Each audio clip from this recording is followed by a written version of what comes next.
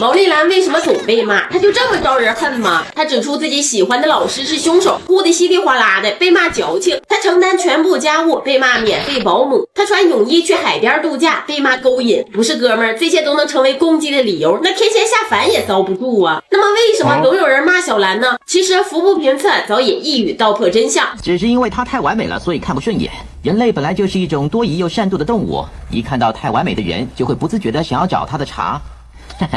我说的没错吧？不得不说，越是纯粹的人，看待事情就越清楚明白。盘点小兰被骂的最惨时刻，大家来评判一下，这些真的都是她的错吗？一、炸弹狂魔劫持整个侦探事务所，外面狙击手已经准备就位，眼瞅着就要一击毙命，小兰在关键时刻拉上窗帘，阻止了击杀。有人说小兰是圣母心泛滥，可站在小兰的角度，这个罪犯也是个可怜人，他的妹妹被害，正义得不到伸张，只能想到用这种极端的方式得到真相。他想在没有伤亡的情况下解决问题，难道这也有错？二、小兰在伦敦发现新一也在自己附近，而他却刻意隐瞒。在此之前，俩人通话时，小兰多次被冷淡对待，突然觉得自己是个小丑，当场情绪崩溃，在街头狂奔，摁都摁不住的那种。有人骂他恋爱脑上头，不顾场合的发飙。可带入一下小兰视角，谁对象突然消失后还能淡定自若？谁被对象冷暴力，被隐瞒行程还能无动于衷？除非是不爱他。三、小兰获得空手道冠军，侦探团亲手为他制作了礼物，可轮船发生爆炸，慌乱中他把礼物丢了，于是他放弃逃生，跑回去寻找，却被突然的船体倾斜撞晕。还好柯南对他有心灵感应，要不然真的当场就挂了。可是站在小兰的视角，那是他获得冠军后收到的唯一礼物，是孩子们真心实意制作的，丢了他们得有多失望啊！而且只是回去拿一下，没想到会突然撞晕啊！其实每个人看待事物的角度都不一样，就比如织女下凡和董永成就了一段人仙恋情，人人羡慕董永能够抱得美人归，人人赞扬织女不物质，爱上没能力的凡人。可站在王母视角，那就是亲闺女出门旅游，洗澡的时候被凡人偷看，还被偷走衣服，最后被囚禁3年，还被人贩子强迫生了一个娃。